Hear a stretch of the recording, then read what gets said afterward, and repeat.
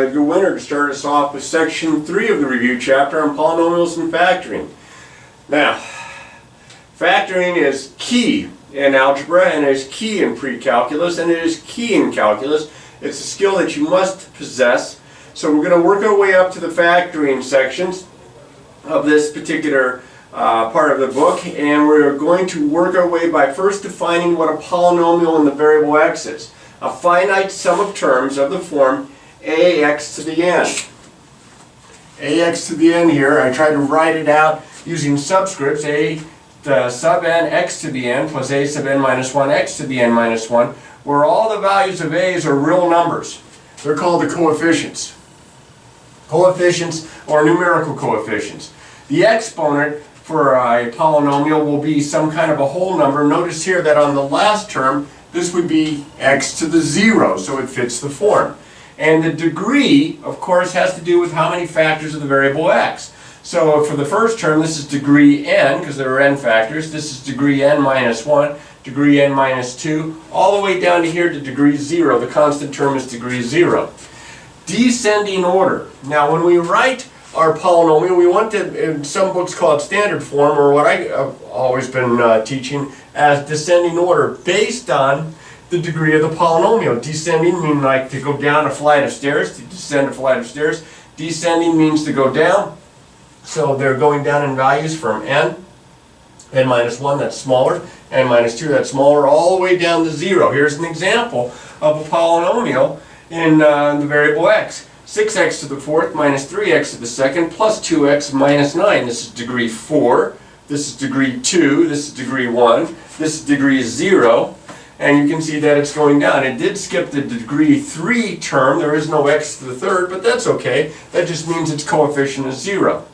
Now, when we write it in descending order, the term with the highest degree is always written first. In this example, it's 6x to the fourth. But the coefficient is or sometimes called the leading coefficient, is the coefficient of the first term, or the lead term. And the degree of this first term is the degree of the polynomial. So this is degree 4, this is degree 2, this is degree 1, this is degree 0, but when we talk about the polynomial, all the 4 terms, then we're talking about it being of degree 4. And we classify polynomials a couple different ways. We can classify it by how many terms there are. Remember, terms are separated by plus signs and minus signs. Or we can classify it by its degree. And I've written down a few of the names. If it's a one-term polynomial, it's referred to as a monomial. Mono meaning one, right? 2 terms, binomial. 3 terms, trinomial. Now, if you have 4 terms or 5 terms or 6 terms, there's no nice, neat name to my knowledge anyway. We just usually refer to it as a polynomial of 4 terms, or a polynomial of 5 terms, or a polynomial of n terms.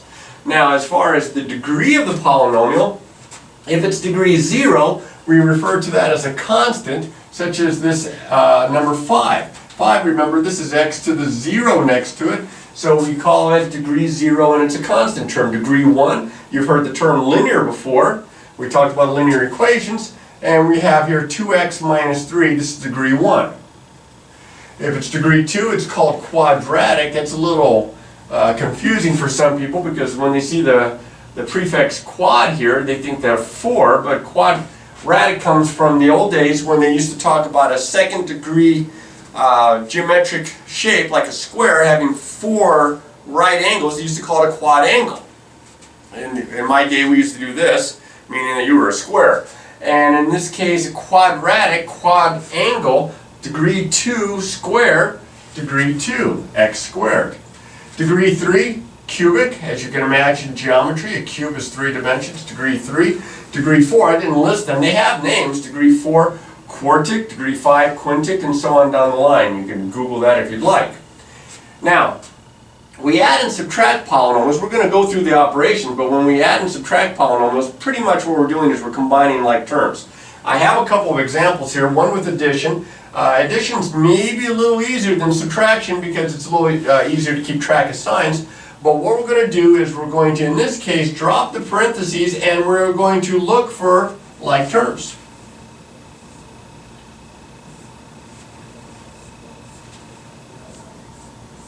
Now I like to underline my like terms like that so that I can keep track of them. Notice the second polynomial has a constant term. This first term polynomial does not. But I'm going to add the coefficients. That would be 9r to the 5th. You don't add the exponents. You only do that when you're multiplying the expressions and when you add the exponents and they have the same base. Here I have a minus 3r squared, a plus 3r squared, a negative 3, and a positive 3. That's 0r squared. Well, I'm not going to write down 0r squared. They cancel out.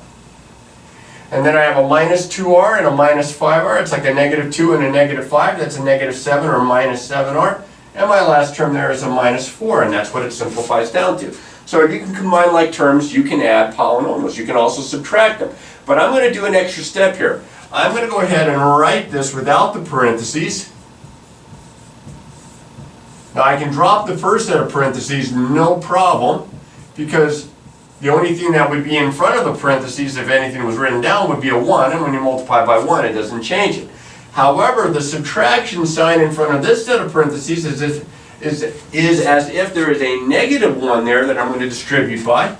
So that's going to change the signs, and I'm going to get minus 0.05x to the third y plus 0.07x squared y minus 0.02xy.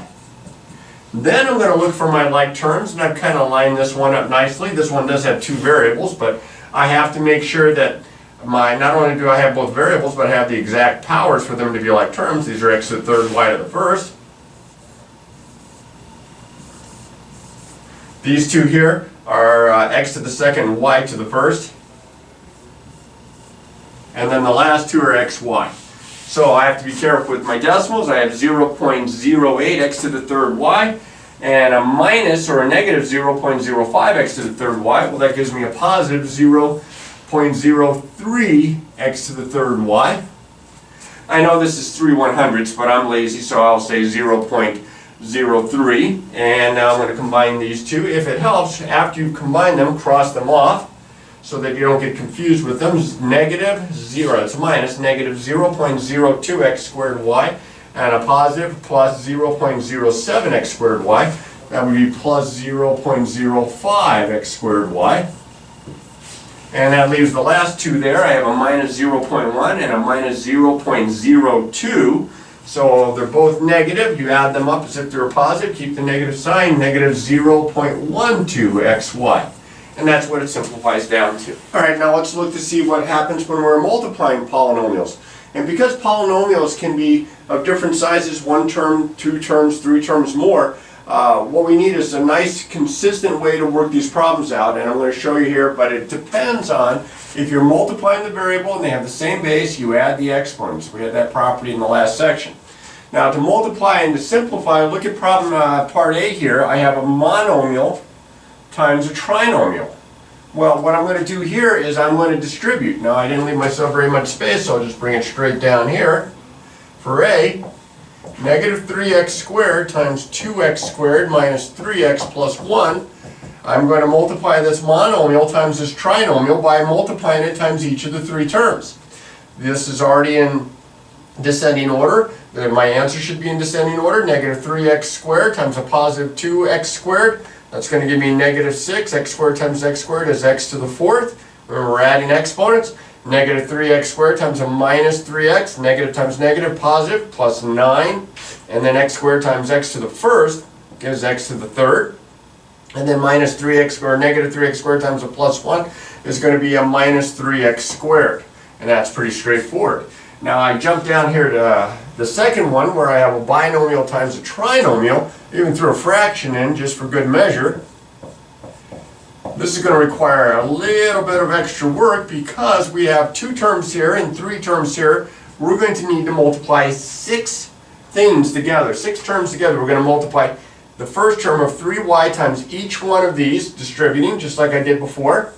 And then I'm going to take the minus 6 and I'm going to multiply through all 3 terms here as well. 3y times y to the second is 3y to the third power. 3y times a plus 4y is plus 12y to the second. And 3y times a minus 2/3, positive times negative is negative. 2/3 times 3 is 2, so that's going to be 2y. So I've done the first three. Here's the last three. A minus 6 times y squared is a minus 6y squared. Minus 6 times a plus 4y, negative times positive, is a minus 24y. And minus 6 times a minus 2/3, negative times negative is positive, and 6 times 2/3 is 4, so plus 4. Don't leave your answer like this because the direction said to simplify. I'm going to look for like terms. I have this one here and this one here. I have this one here and I have this one here. And I'm going to go ahead and simplify this by combining like terms. And I get 3y to the third power. A plus 12y squared, a minus 6y squared is a plus 6y squared. A minus 2y and a minus 24y is a minus 26y. And a plus 4 on the end, and that's my answer. The third one, I think I have just enough space to do this one. I am multiplying two binomials. Now, I am so old that when I was in algebra, they didn't even call it the FOIL method. They hadn't come up with that neat idea. We were told to distribute twice, just like I did in this problem before. I took each term of the first polynomial and I multiplied it times each term of the second. Well, I would multiply both of these times both of these. Now they use the term FOIL, and they've been using this for 30 years or more. And to remind you that you're going to do four multiplications. The F stands for first, the O stands for outer, the I stands for inner, and the L stands for last. If you weren't aware of that, then this might not be the class for you. You might need to go back and do some algebra. This is a review, but this is a quick review. So 5x times 2x, that's the first terms in each of the two binomials. That would be 10x to the second power.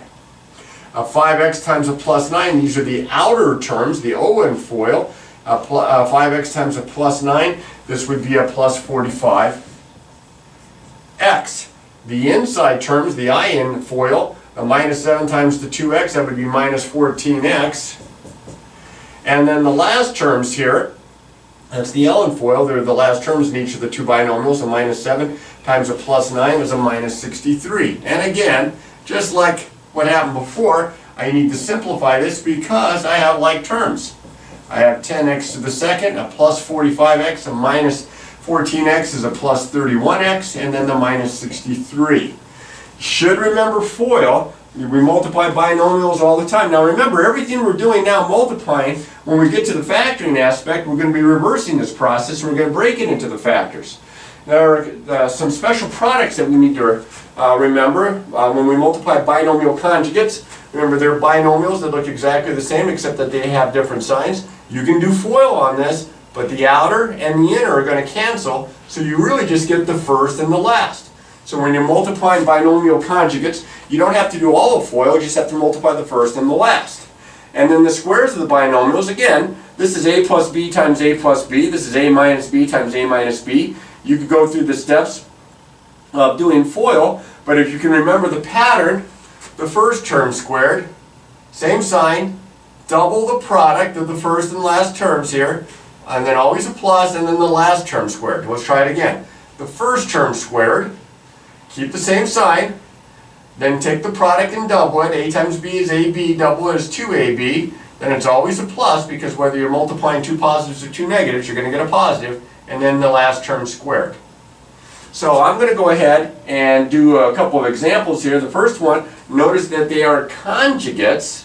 So when I multiply the conjugates, the O and the I cancel, so I'll just bring that one right down here, and I have 5w squared plus 2y times 5w squared minus 2y. That's going to be 25w to the fourth power, and then the O and the I cancel, so I'll just do the F and then the L, and plus 2y times minus 2y is minus 4y to the second, and that's as far as that one goes. The second one here, I'm squaring a binomial, so I'll just kind of bring him down below even further, and I have 6p plus 5 quantity squared. Now again, you can write this out twice, and you can do FOIL, but I think you're better off if you remember the pattern, especially when we reverse this and we do factoring. So this is the first term squared, that's 36p to the second. Keep the same sign. Then you take the product of the first and second terms, that'd be 30p, and double it, multiply it by 2. That would be 60p. Then it's always, always, always a plus, and then the last term squared, 5 times 5 is 25. Memorize that pattern, it'll save you some time.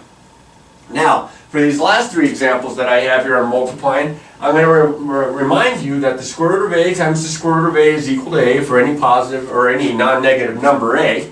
So when I'm going to multiply here, I'm still going to use the same rules, but now I'm going to use that because you can see I've got all sorts of radicals mixed in. And the first one, this is FOIL. Binomial times binomial. I know that looks a little weird with the square roots, but we can do this.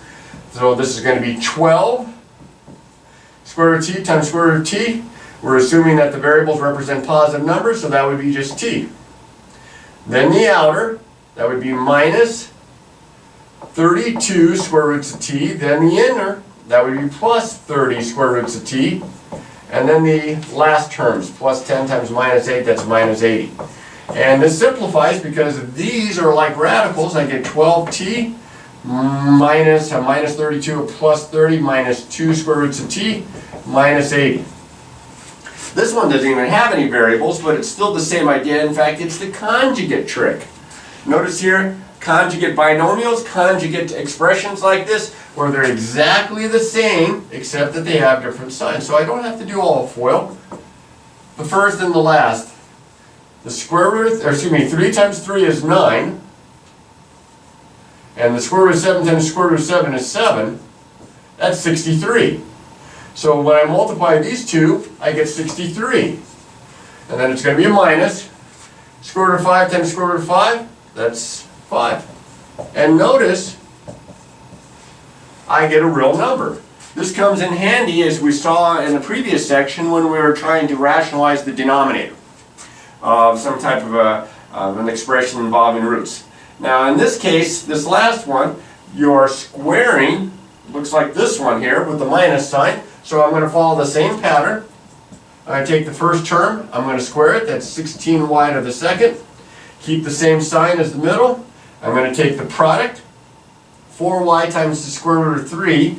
Now, if I write it like this, and put the y on the end, which is traditional, to have the coefficient first, I always take into consideration how far I make that radical sign. A lot of times I'll put that y right in between. I'll show you in a second. Now if I multiply that and then I double it, I'm going to get actually a minus 8 square roots of 3y. And then the last one would be square root of 3 times square root of 3 is 3. I can write this 16y squared just like this. Notice it's very easy to see that the square root symbol is just over the 3. But you can also see this written a lot of times like this, to avoid any possible confusion that somehow that variable might be underneath the radical sign.